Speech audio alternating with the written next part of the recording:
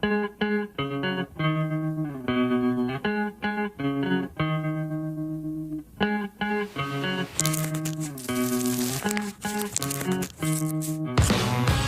are lighting up all over the country. They call it the green rush. Marijuana has moved out of the back alleys and into the open. Happy Cannabis Cup, y'all. In some states, it's legal to grow, to sell, to smoke. And marijuana could be legalized in a city near you. So easy to get, and many think so harmless. But when the smoke clears, is marijuana bad for you? Or could pot actually be good for you? Marijuana is better than all those pills for you in terms of treating? Yeah. I travel the world for answers. What does marijuana do to you? What does it do to your kids? A special investigation. Weed.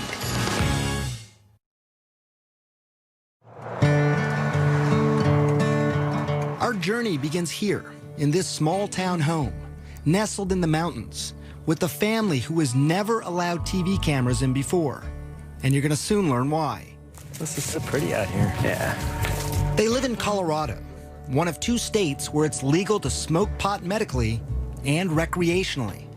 But here, it's also taboo to residents like Paige Figge and her husband, Matt. I'm sure it was mentioned to us by someone, hey, you should try this. And I thought, no way. You thought that's fringe stuff? No way, not in a million years, no.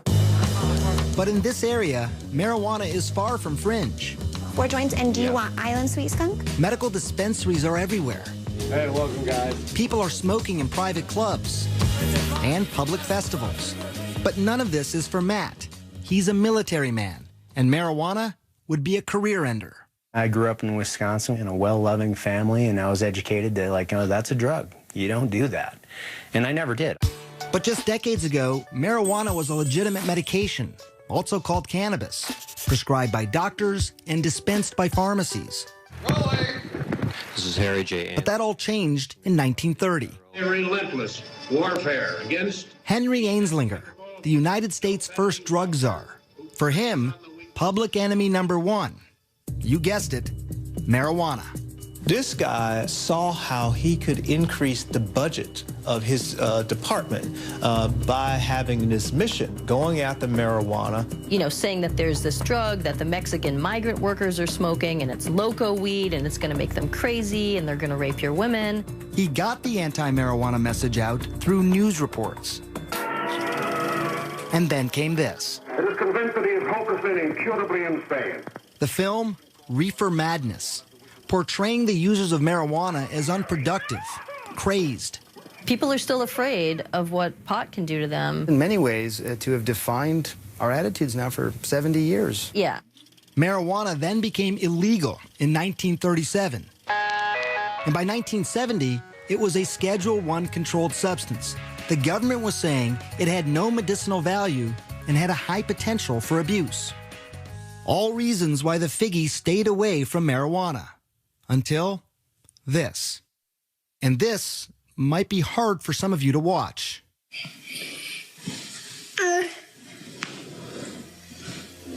It's okay, baby.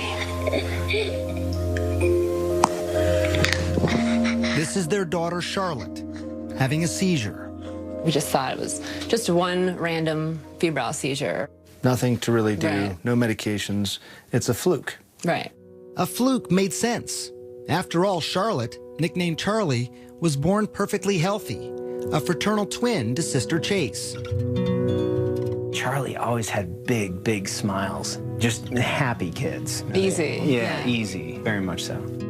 So it was around 3 months, you said, that when you Yeah. first noticed that Yeah. Charlotte had a seizure. I was changing her diaper, well, putting a new diaper on from after the bath, and her eyes just started flickering. It led to the first of many trips to the ER. They did the $1 million workup, the MRI, EEG, spinal tap. You know, they did the whole workup and found nothing and sent us home. No abnormal blood tests, no abnormal scan. And developing normally, too. You know, talking and walking, and the same day as her twin. Nothing was behind yet.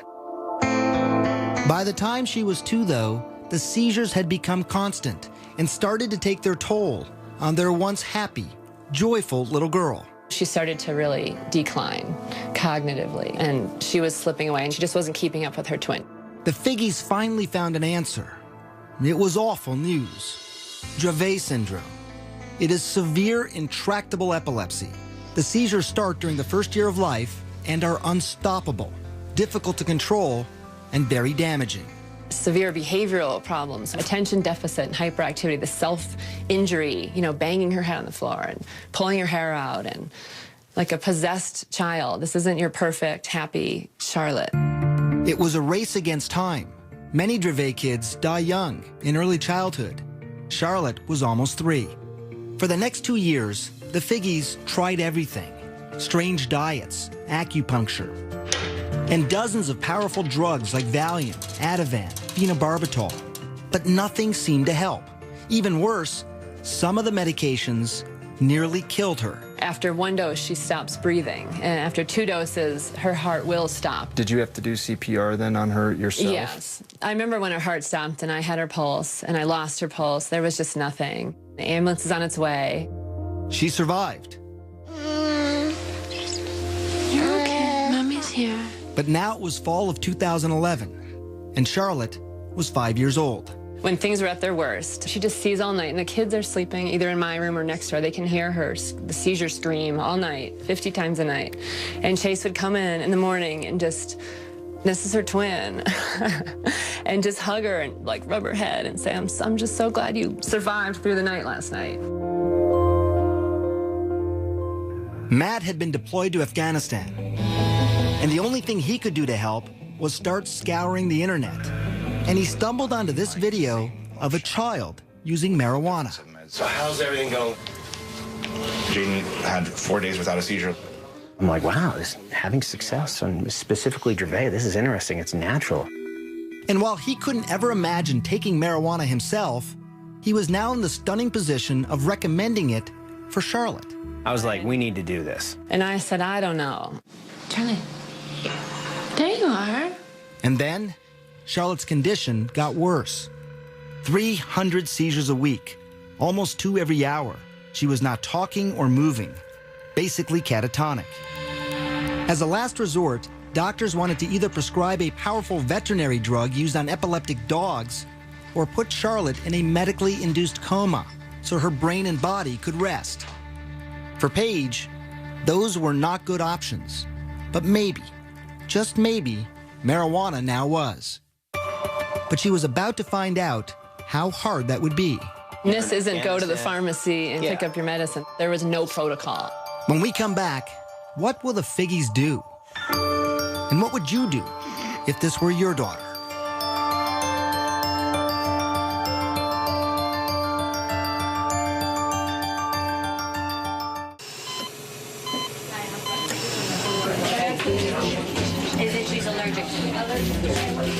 I had resigned myself. I don't think she's gonna survive this. We've seen her flatline in the hospital. We've said goodbye.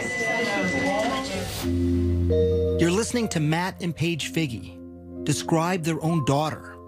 What would you do if this were your child? Charlotte Figgy had an extreme form of epilepsy. Her body was so frail that any seizure could kill her. With no traditional treatment left to try and the clock ticking away, her parents decided to try marijuana. Charlotte was just 5 years old. You need a card in order to be able to get the cannabis from a pharmacy. Doctors have to prescribe it. You need 2 doctors in Colorado to get the card for a juvenile or a child. It was hard. We were the first young child, and they said no. Everyone said no, no, no, no, no. Certainly her age played a role in my hesitance. Dr. Alan Shackelford is a Harvard-trained physician. He's also among a handful of doctors in Colorado who give prescriptions for medical marijuana. From the moment Charlotte entered his office, he knew she was in trouble. While he was just examining her, she had 2 seizures. She'd failed everything. There were no more options for her. Everything had been tried, except cannabis. Here's how scientists think it might work. Marijuana is made up of 2 ingredients. THC, that's the psychoactive part that makes you high, and CBD, also called cannabidiol. It's the CBD that scientists think modulates electrical and chemical activity to help quiet the excessive activity in the brain that causes seizures. I've been telling my patients to cut. Dr. Julie Holland is the editor of The Pot Book, a complete guide to cannabis. For a long time, the work on cannabis and epilepsy was sort of inconclusive. Maybe it works, maybe it doesn't. They couldn't quite figure it out. And it's only when they really started separating THC from CBD that they saw, definitively, yes, CBD seems to really stop seizures. So the Figgies needed to find something that was rare, a strain of marijuana that was low in THC. Of course, they didn't want Charlotte getting stoned, but also high in CBD to treat her seizures. And that wouldn't be easy. Dispensaries and growers, they make their money off strains that are high in THC. I'm Joel. I'm Josh. No one knows that better than the Stanley brothers. Their family business is pot. And if you look at these clean-cut guys and what you see surprises you, don't worry. They've heard it all before. When we round the corner, they're like, oh, wait a second. Did you finish high school? They all not only finished high school, but also college, and in some cases, graduate school. Now, they are some of Colorado's biggest growers and dispensary owners. They produce up to 600 pounds of medical marijuana a year, and much of that marijuana is high in THC.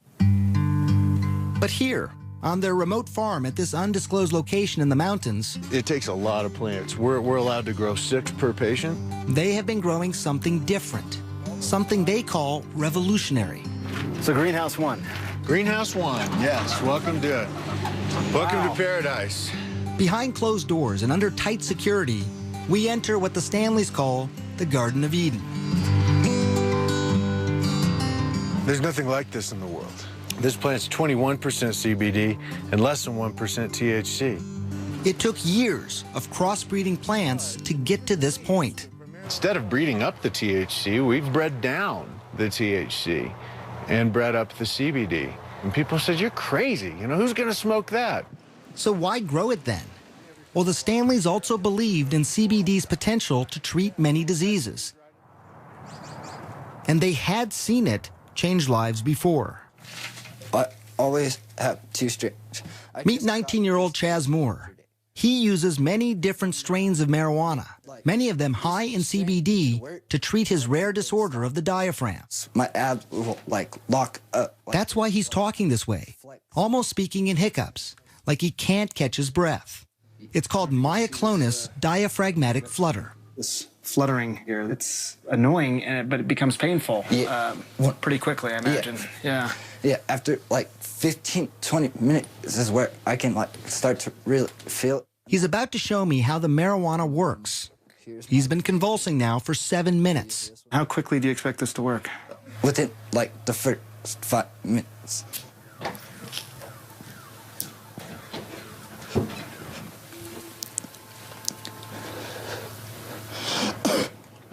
And I'm done. That's it. That's it. It was actually less than a minute. Depending on the attack in the day, it'll work within the first couple hits. Hear how his voice is completely different. That attack lasted 8 minutes. But some have lasted much longer and happen as often as 40 times a day. And like Charlotte, he had tried so many things before. By 16, Chaz was taking these powerful, addictive, potentially deadly narcotics and muscle relaxants daily, like Valium and morphine. It would be safe to say that marijuana, what you have in your hand there, is better than all those pills for you in terms of treating what's going on? Yeah, I'm not zombified. I've had 16, 17 attacks today, and I'm still sitting up talking to you. My first attack on all these, I'd be in the hospital. I'm a firm believer that marijuana has actually saved my son's life. Chaz's father, Sean. His quality of life now is 1,000 times better than what it was when he was on the pharmaceuticals. A quality of life that Paige Figge desperately wanted for her daughter, Charlotte. But she still had one hurdle to cross: convincing dispensary owners like the Stanleys to sell marijuana to a 5-year-old little girl. When Charlotte's mother called my brother Joel, the brothers had a meeting. He said, tell us about this patient. She's 5 years old, he said. And we said, oh, no, we can't do that. Why? It was the fear of the unknown. Charlotte was the youngest patient at the time wanting marijuana. Would it be too much for her? Or would it change her life forever? We'll find that out later. But first, learn more about what marijuana does to your kid's brain, and yours as well.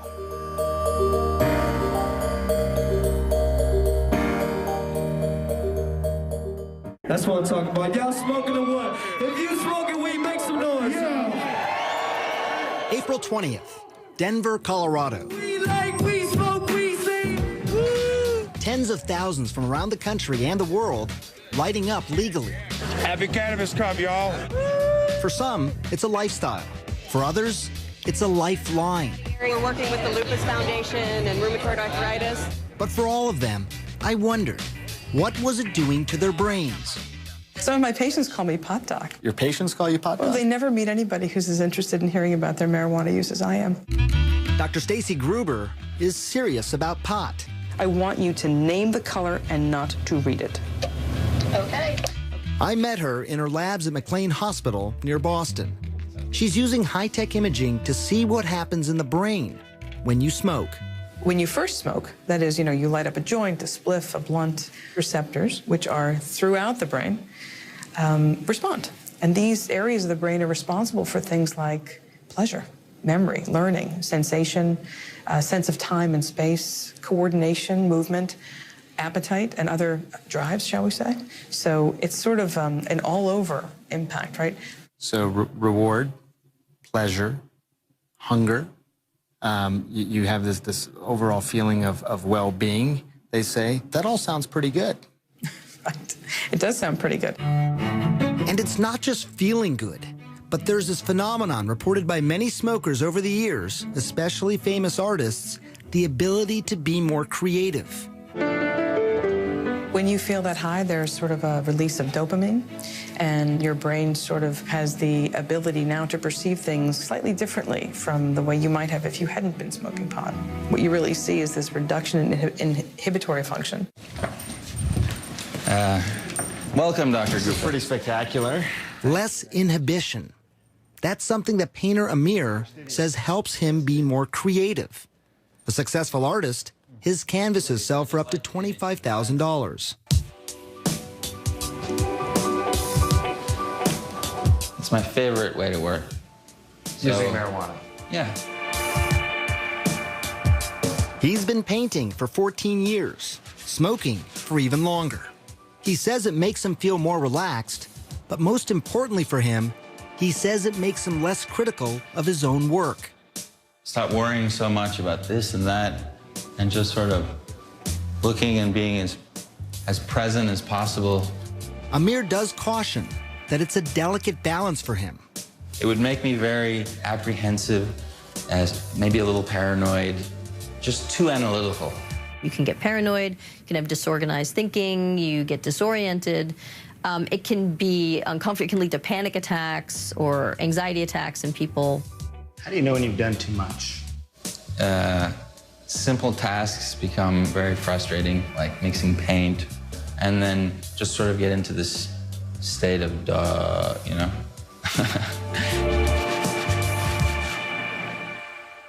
Nail.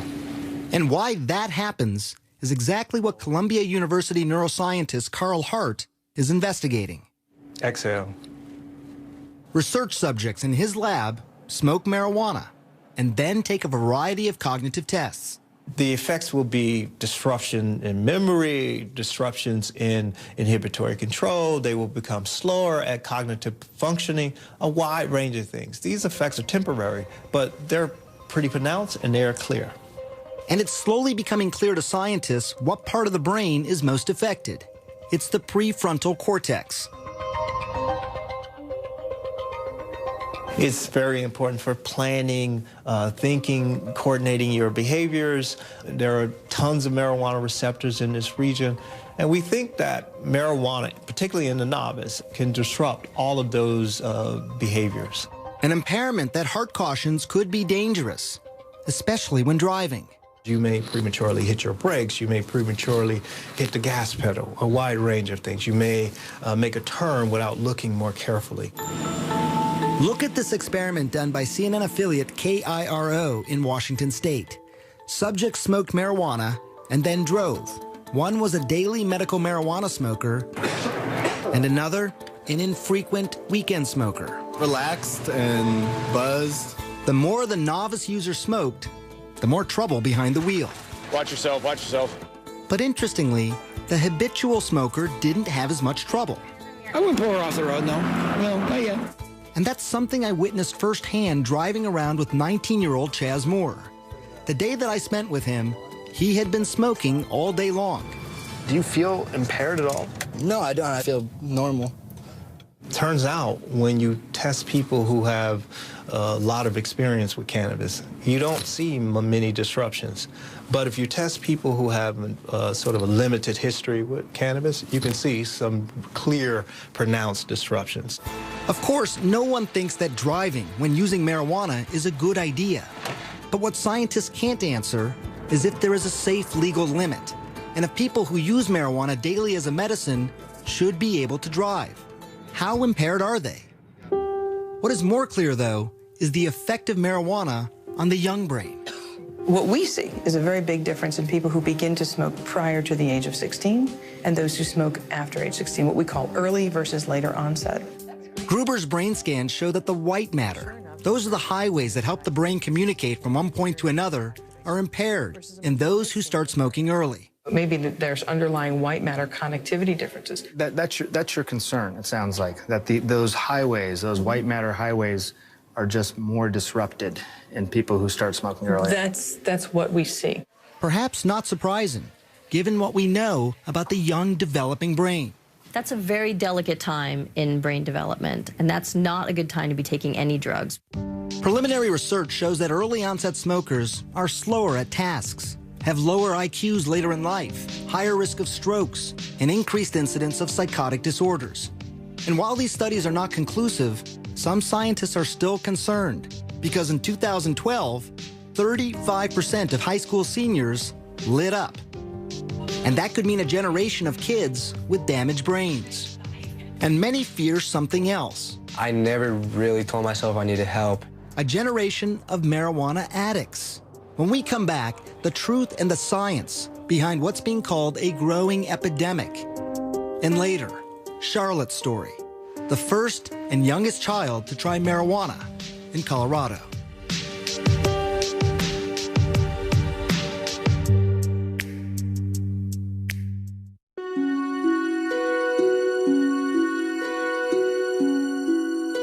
This was the day Chaz Moore almost died.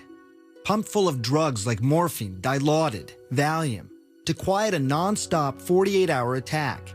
I thought I was going to overdose, and yeah, it was pretty bad. At his bedside, his father Sean watched his son go from being catatonic to what he calls high as a kite. How high are you on the morphine? I'm not high. I've watched friends of mine die from taking the same drugs that he took. You see, Sean was a drug addict, and he had struggled for decades to get clean. It was scary. It was really important for him not to take these drugs if he could avoid them. If he could avoid them. I know how addictive they are. I've seen it. It scared the hell out of me. But Sean is not scared of marijuana, and neither is Chaz.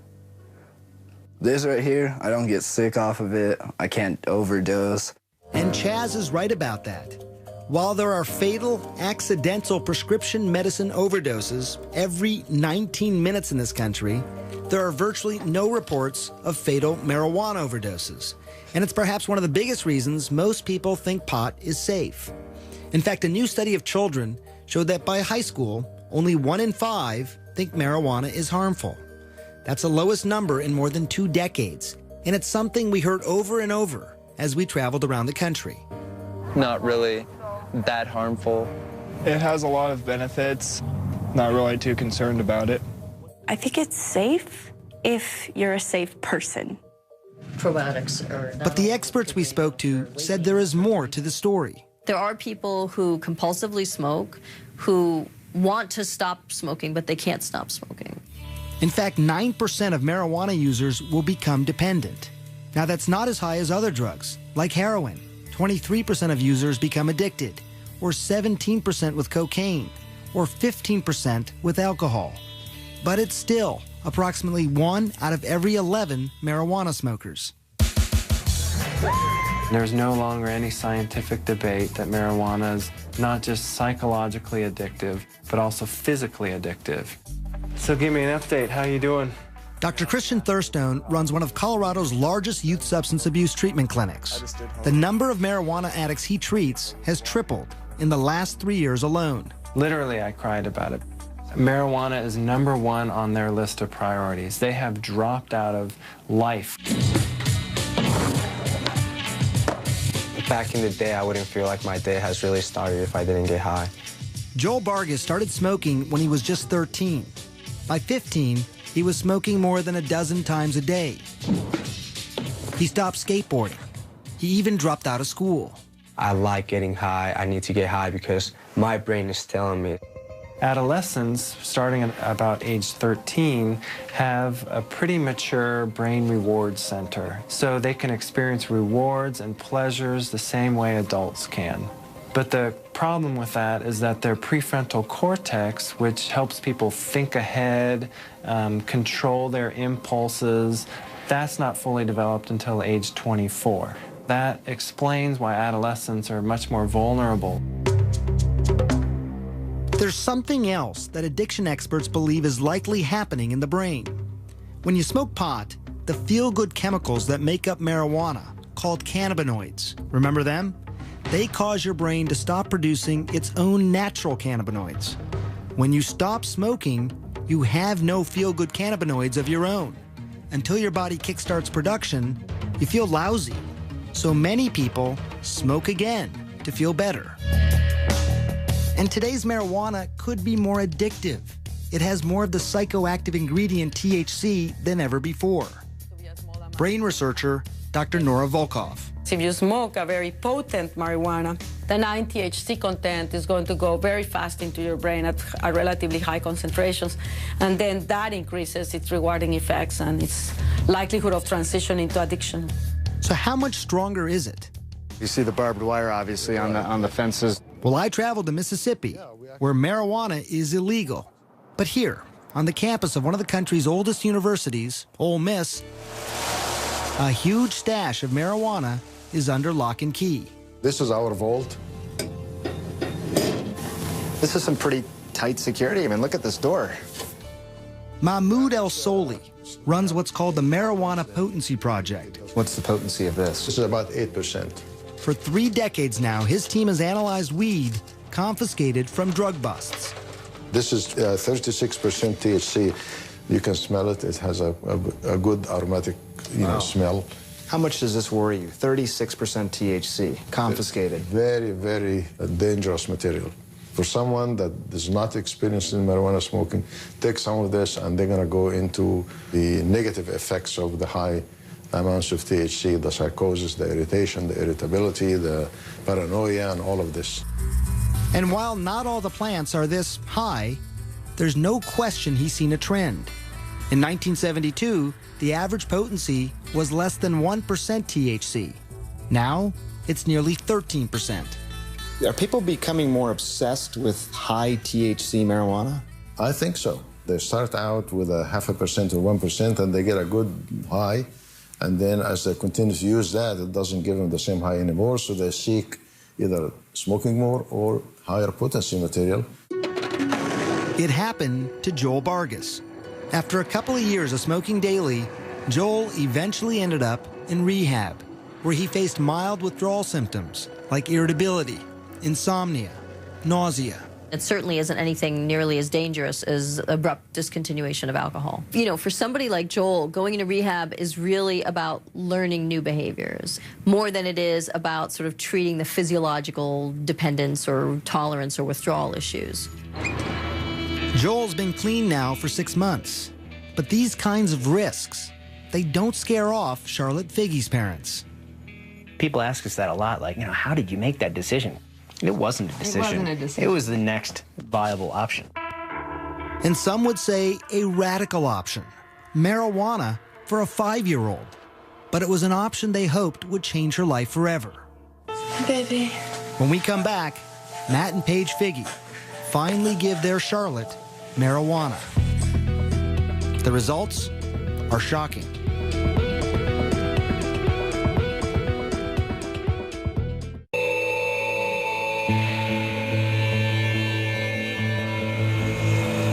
It was January 2012.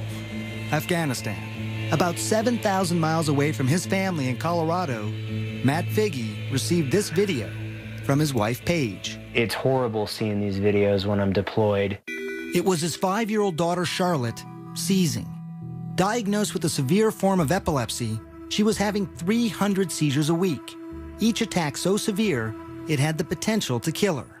They had already tried dozens of high-powered drugs. We needed to try something else, and at that point in time, marijuana was that natural course of action to try. At home in Colorado, Paige searched for marijuana high in CBD. That's the ingredient some scientists think helps seizures, and also low in THC. Remember, she didn't want to get her daughter stoned. She found a small amount at a Denver dispensary.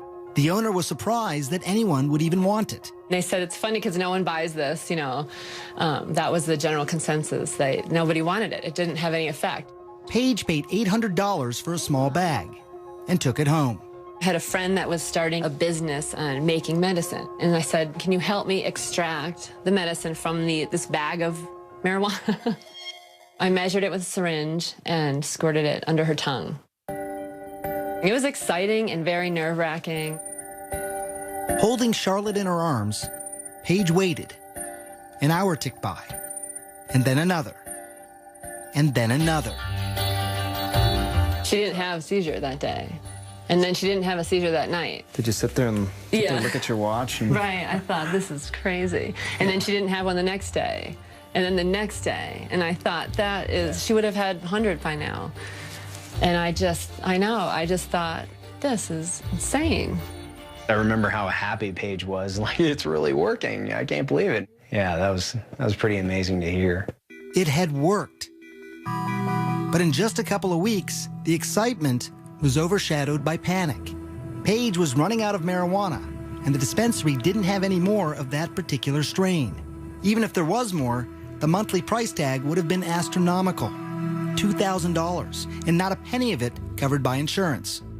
But then Paige heard about the Stanleys, the 6 brothers, and their greenhouse of marijuana that is high in CBD.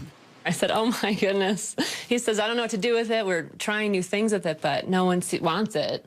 It's not sellable. I said, just don't touch that, because we need that plant. At first, they didn't want to take the risk of giving marijuana to such a young child. But then they met her. Tell me about the first time you met Matt, Paige, and Charlotte.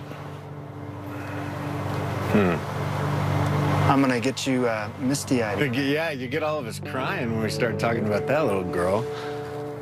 The Figges had hit the jackpot, a steady supply of high CBD marijuana, and they only had to pay what they could afford.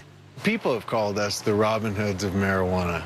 They say that we sell pot so that we can take care of the kids and the truly less fortunate. Charlotte was the first of those kids. Late spring 2012, she tried the Stanley Special Marijuana, and again, it worked. I can't tell you what that means to us. Get you a dozen in a little bit.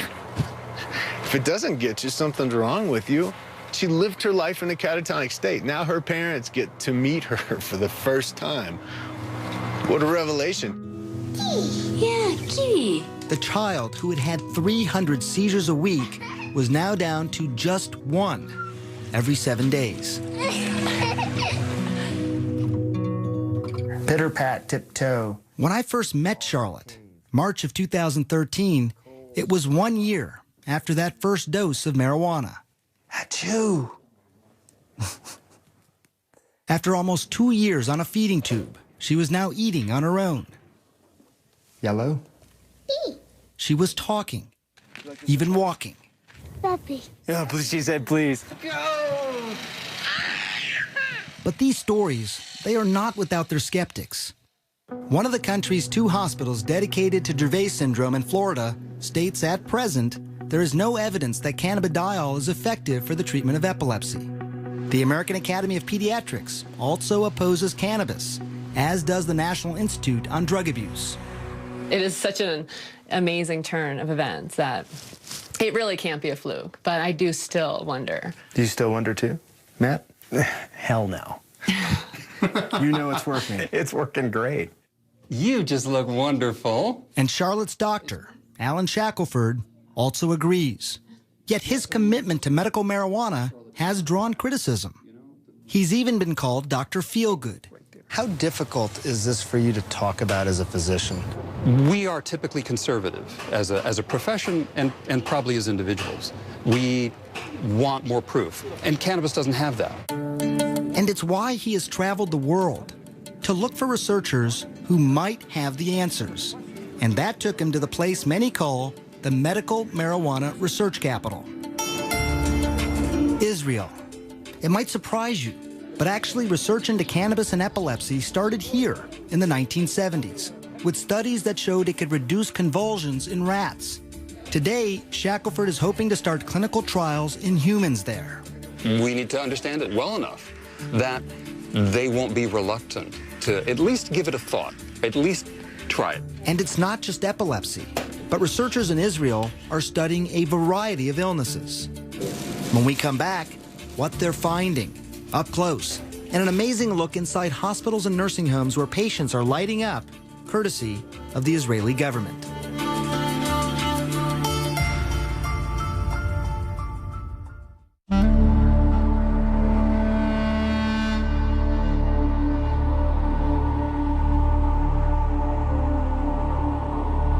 As the sun was rising on the ancient city of Jerusalem, the final leg of our journey was just beginning.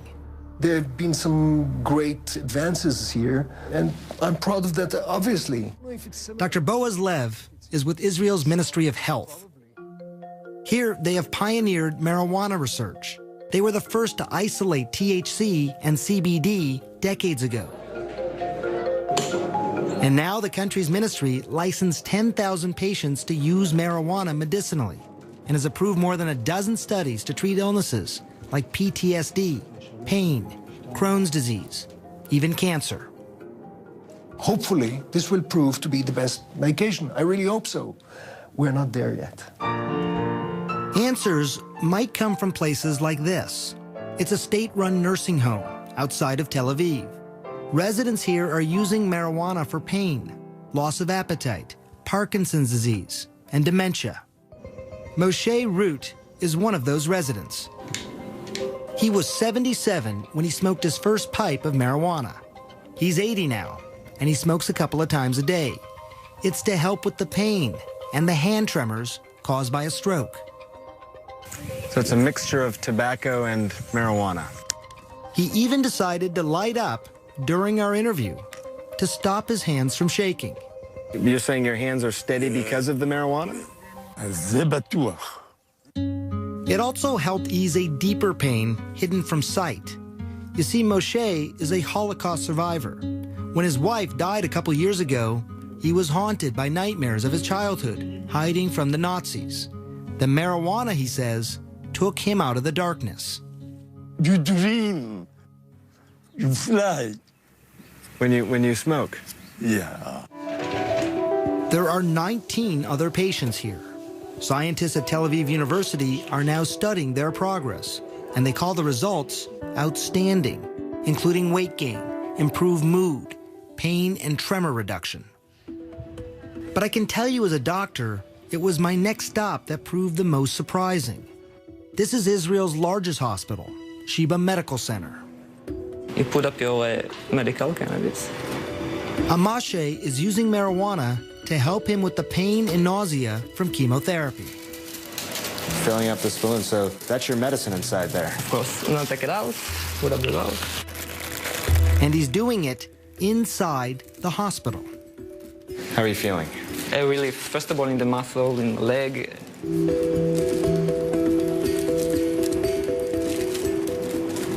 And you're not worried about any potential damage to your body? Not at all. The opposite, actually. I really believe I can be cancer-free for a long time if I continue, consume cannabis. Yes, he said cancer-free. Very early studies on mice in Israel, Spain, and the United States are now showing the potential of marijuana to kill cancer cells. It's exciting research, but it is still in its infancy, and it's inconclusive. This program at Sheba is well established, and experts say a teaching tool for using marijuana in other hospitals. Do you think this could happen in the United States? I don't know that there's yet enough really concrete evidence of cannabis's benefit that's satisfactory, at least in that context. I think it's going to come. But it could be slow going. The FDA has been great at approving studies, but National Institute of Drug Abuse has been really stonewalling and blocking any studies looking at therapeutic effects of cannabis because that's not their mandate. Their mandate is to look at the harms of drug use. It's very easy to blame an organization. Dr. Nora Volkov, who is the director of NIDA, says they are not standing in the way. She claims they are not the only government institute that approves marijuana research. If you would come up with a grant that says, okay, this is going to be a treatment for drug addiction, then it would go to us. But if it's cancer, it goes to the Cancer Institute. If it is schizophrenia, it goes to NIMH. And so the institutes have a mission with certain diseases. What is clear, there are bureaucratic hoops that most researchers simply don't want to jump through. Neuroscientist Carl Hart. There are not many people studying marijuana. It's very difficult to get approval to study marijuana. What's nice about Israel is that the government is helping the research to happen. And it's research that could give hope to patients like Charlotte Figge. I made it. Scientists in Israel are learning that marijuana use might actually protect the brain, not damage it. They've been able to show that it can decrease the amount of brain damage from head injuries in mice. To be able to give a medicine after the injury to reverse some of the damage, that's huge. I want to paint my nails. You want to paint your nails? I'll paint your nails. I literally see Charlotte's brain making connections that haven't been made in years. It's almost seeming to build her brain, where before it seemed broken. And while scientists are still at the very early stages of knowing if this is actually happening, I can tell you it was remarkable to see her progress. In the 3 months since we first met her, we saw a change. She was now talking more. Say puppy. Yeah. She's horseback riding. Good girl.